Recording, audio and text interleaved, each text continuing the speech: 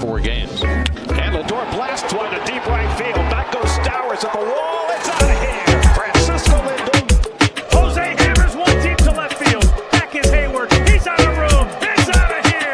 And the Guardians will play from in front. Acuna to right field. And deep. And gone. Ronald Acuna Jr. with a laser.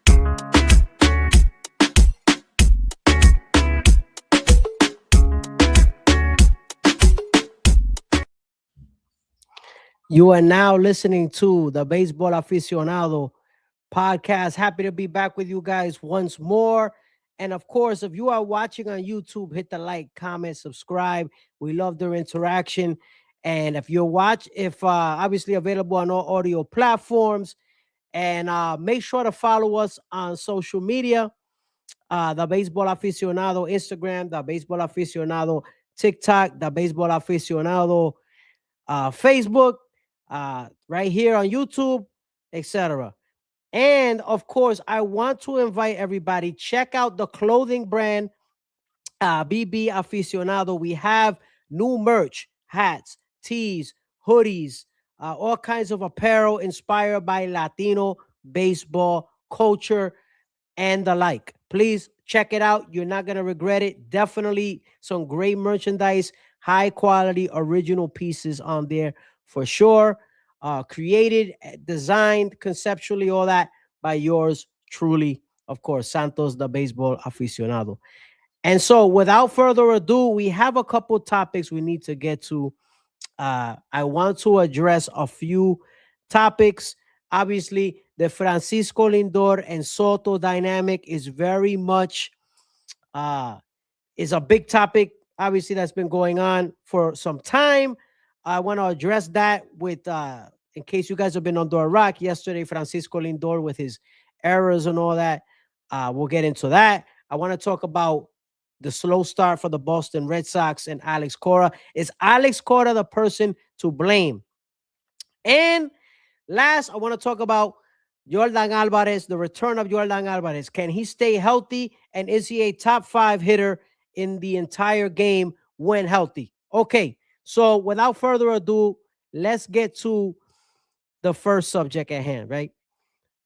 Let's talk about Lindor and Soto. So this is like the gift that keeps on giving, right? Obviously, if you're a Mets fan, you can't like this. This is something that you cannot like, having your two best players seemingly not being able to get along, right? Excuse me. All right. Seemingly not being able to coexist. This is not ideal, right? And you know, a year and a half ago, whatever, when it was the off season, when a little more than a year ago, when the New York Mets acquired Juan Soto, the majority of the fan base was doing cartwheels, jumping, celebrating. And now that we are in present time, while his production has been good, talking about Juan Soto, the dynamic between the two seems to be a topic of discussion, right? And rightly so.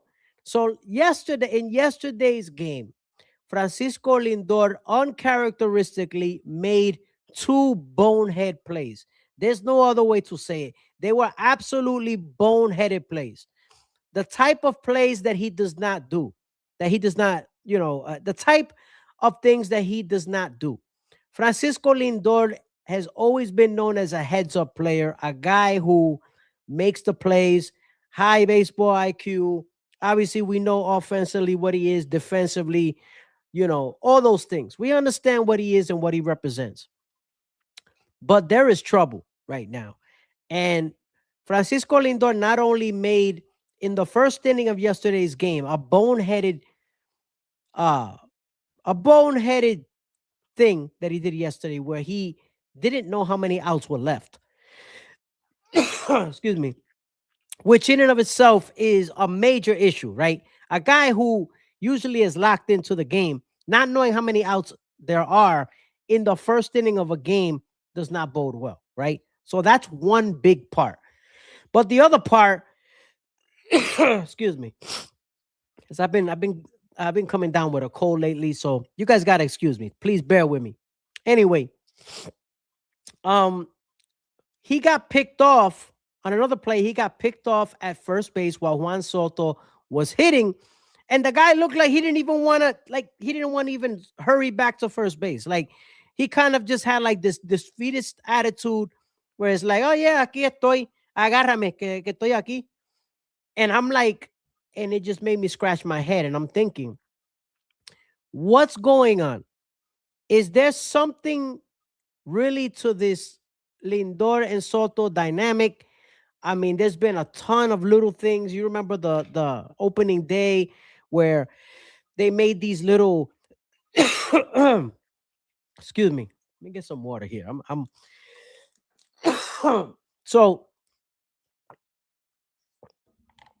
opening day, right? Where there were these, the introductions. I mean, and they look like, Soto kind of looked like he was trying to, say what's up or whatever and kind of ingratiate himself. But Lindor was like, nah, bro, I'm good. And it didn't look good. It wasn't a good situation. So it makes me think, right? It makes me think, like, is there something there, right? Is something going on in Queens? Is there something that has been brewing all this time? Francisco Lindor usually is a guy with high IQ.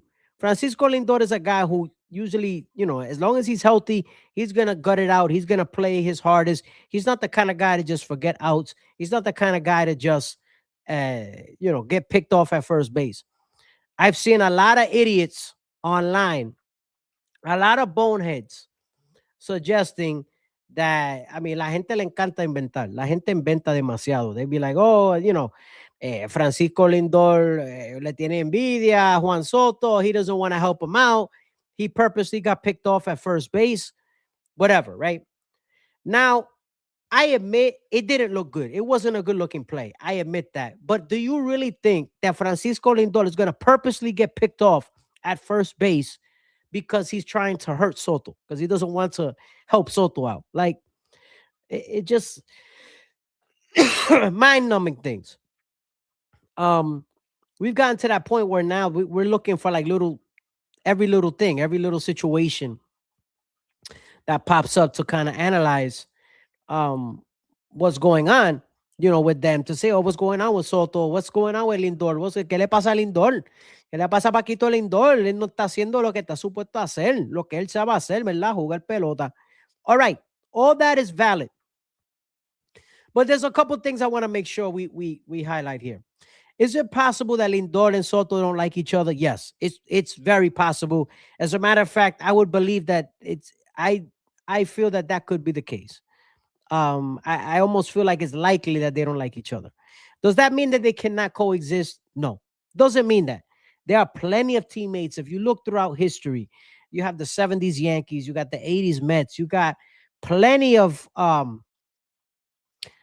teams over the decades, forever, since the beginning of time, with players who were great players and they found a way to coexist because they focused on the task at hand, which is to play, right? To play baseball, do your best, hit, field, run, make the right play, right? Know how many outs there are left in the inning, right? Those types of things, etc. Lindor and Soto are two great players. They are two great. I don't care about the salary. I don't care how much one gets paid or the other does. They both are very well paid. They make a lot more money than any of us will see in our lifetime, right? That is a fact. So we need to keep that in mind. Do I feel like they could work it out? I don't know that. I've said that I'm a little worried about the dynamic. I think that Lindor doesn't look happy. That's something that would worry me a little bit. Soto seems to have a better attitude this year. Last year was the other way around. Soto was walking around like he didn't want to be here or in New York, right? And Lindor was smiling and doing his thing. This year is like the other way around. This year, Lindor looks out of it. And Soto is kind of walking around, kind of, high five and just it looks to be in a better space right now this year, right? So, excuse me. So, Can they coexist? Can Juan Soto and Francisco Lindor coexist? Excuse me. It's going to be hard, right? Anytime you have $1 million athletes um trying to make things work and you have the media pressure cooker that is New York. I mean, New York magnifies everything and escalates everything. So while I do think they don't get along, I do feel that the media might be a little overhyping everything. Um, so the next question that I have to ask about this, and it's a hypothetical: does Francisco Lindor need to go in order for this Mets team to take off? Right.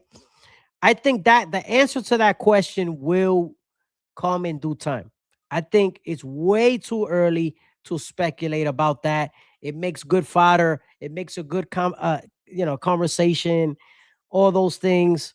Pero al final del día, pues we're barely in April right now.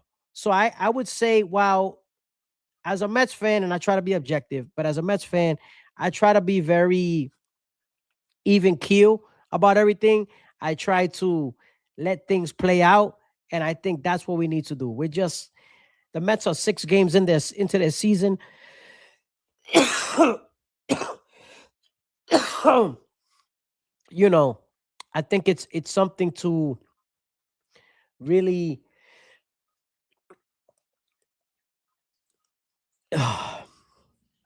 you know, it's something that the Mets will have to pay attention to going forward. So another thing to keep in mind, Francisco Lindor has been known to get off to these slow starts. Like, it's like clockwork. It's almost like the Julio Rodriguez thing, where Julio Rodriguez is another one that he starts off slow every year. It's the same thing. And so I think Francisco's like that too. So let's let this play out. Let's see where this goes. Let's see if Francisco needs to get his head out of his rear end and get it going again. It happened. It was a bad look. He didn't make the plays. He said the right thing at the end of the game. He addressed the questions. He said everything the right way. Now he's got to turn the page. El tipo tiene que meter mano. Make the plays, field your position, get the hits. Sounds easy, but it's something that he knows what he's doing. It's not easy, but he knows. Francisco Lindor is a veteran. He's been around. And so while he doesn't have to be best friends with Juan Soto, and I don't expect it, the New York Mets cannot go where they want to go unless Francisco Lindor and Juan Soto are both producing at a high level. They cannot have one without the other. If they want to get to where they want to get to. Now, I've been hearing a lot of stupid stuff. I mean, ridiculous stuff I've been hearing about Alex Cora and the Boston Red Sox. So there is panic happening right now in Boston. And Boston is very much like New York, very much like Philadelphia. The fan bases are as passionate and irritable as any fan bases in the country. Boston, New York, Philadelphia, you could rank them how you want. Those are the three most irritable and most passionate, crazy fan bases in America, right? The three big Northeast franchises: Boston, New York, and Philadelphia, right? So the question I have here, it's a hypothetical question. Is Alex Cora to blame for the 1-5 start for the Boston Red Sox? I'm reading about this everywhere, right? Fans are getting agitated. The Red Sox aren't hitting. Their pitching is not as good as they expected. It's been kind of up and down. He benched Carlos Narváez the other day, right? Didn't give an explanation. Carlos Narváez didn't even want to talk about it, right? Alex Cora has been there for a while. He's been there for some years. He's had success, right? And now you're hearing the whispers of is Alex Cora the problem, right? I was watching I'm not gonna give them a plug because they don't give me a plug. But I was watching some for the Dominican Republic. There's a they do a great job, but I'm not gonna mention their names. Um, they were talking about Alex Cora, and they were saying so much because they're so angry about them trading. They're still holding a grudge. You know, you still have a segment of Dominican fans that are still angry at the Red Sox for trading Devers, right? And so they're blaming Alex Cora, and they're saying basically he was a cancer to the Red Sox. Now you watch it out. You watch it, okay? When you use that word, a cancer, you be careful, okay? Alex Cora is not a cancer. That you shouldn't say that. You better have evidence of you bringing that up and saying that he's the problem in Boston, okay? Now, have the Red Sox lived up to expectation so far? No. No way. They haven't. They made some moves. Excuse me.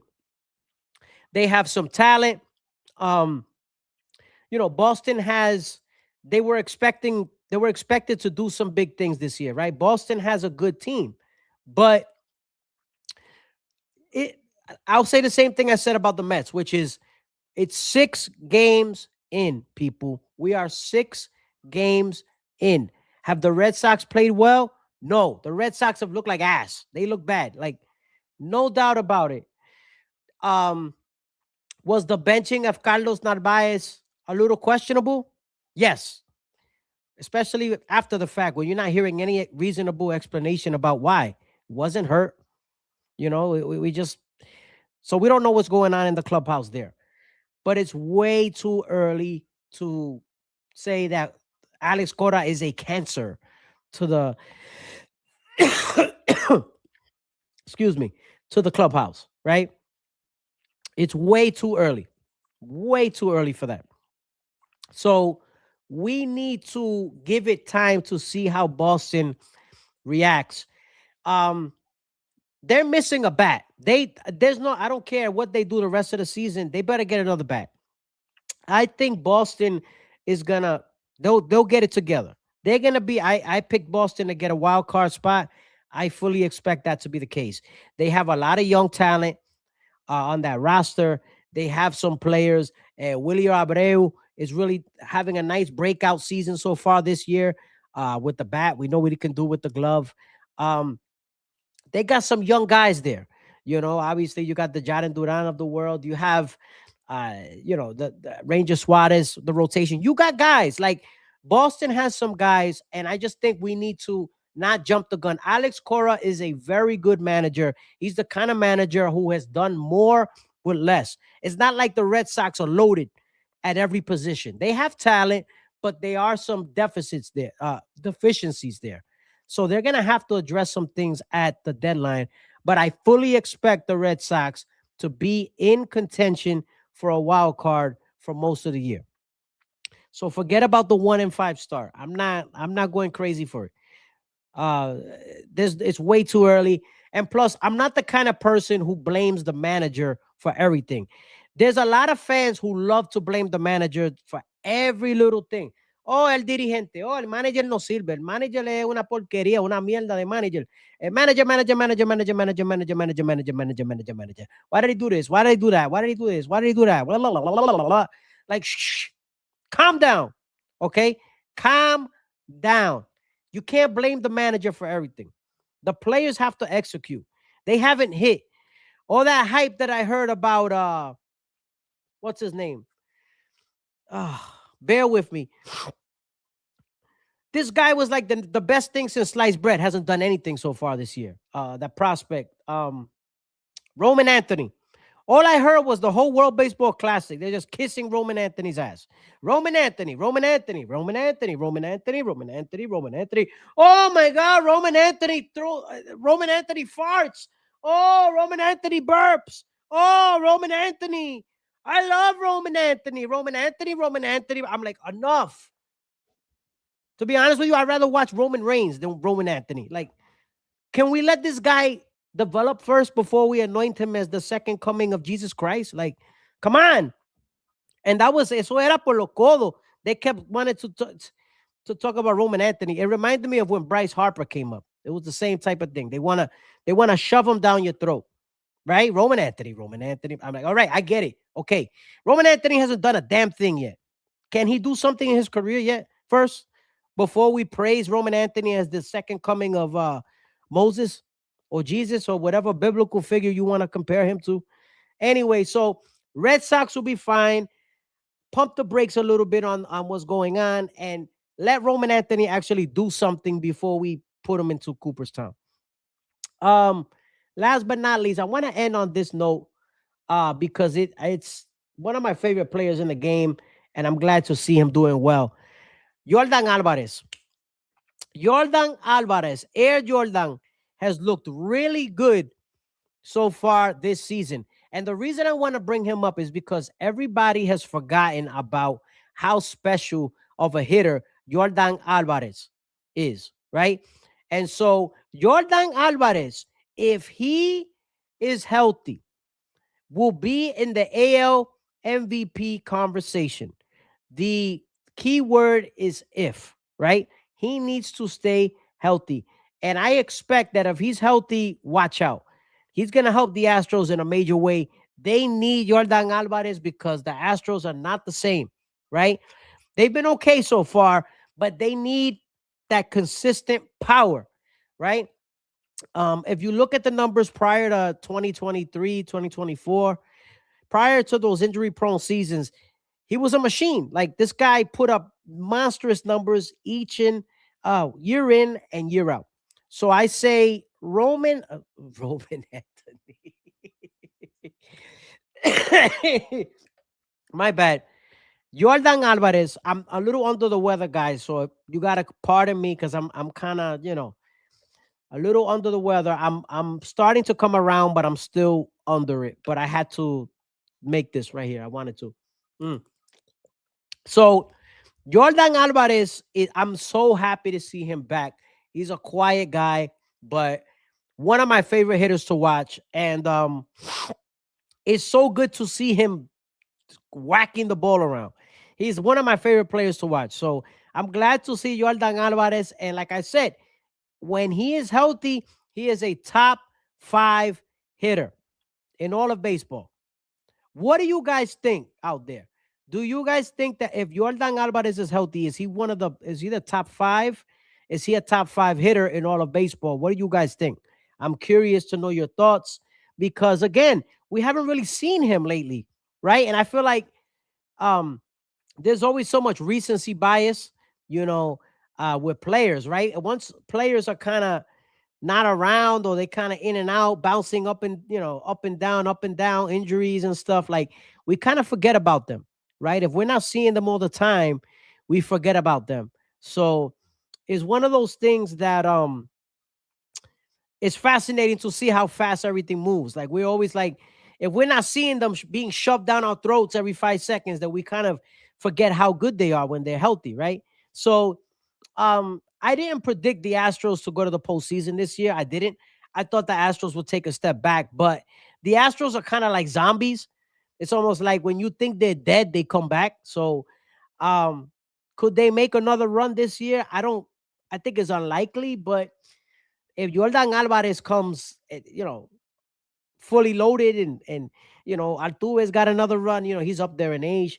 Peña, if he comes back, or Correa, they got a lot of age. That's another thing too. The Astros got a lot of age. So, but it's really good to see Yordan back, one of the real good guys in this game. And so, and all that. For those of you who were looking for my predictions I didn't record last week. So for those of you who are looking for my predictions going into the season, you could check it out on IG, the Baseball Aficionado, at the Baseball Aficionado. It's on my IG. If you go into the post, it's there. I made my predictions for the division winners and the wild cards for each division in MLB and all that stuff. So definitely check it out. Follow me on Instagram, on TikTok, on Facebook, the whole thing. And of course, check out BB Aficionado. I got this merch right here. This right here is the Swagman cap right here. Official. right here. This is my merch. This is authentic. This is mine right here. Check out bbaficionado.com. You get 10% off when you subscribe to the email list on your initial purchase. We got caps, we got tees, jersey tees, sweatshirts, hoodies, a lot of different things, original pieces, designed and created by yours truly. Check it out right here, bbaficionado.com or .com, right? Thank you guys for watching and for listening. And as always, live life as if you're in a 3-2 count. Until next time, catch me on IG, TikTok, the whole thing, YouTube Shorts. Till next time.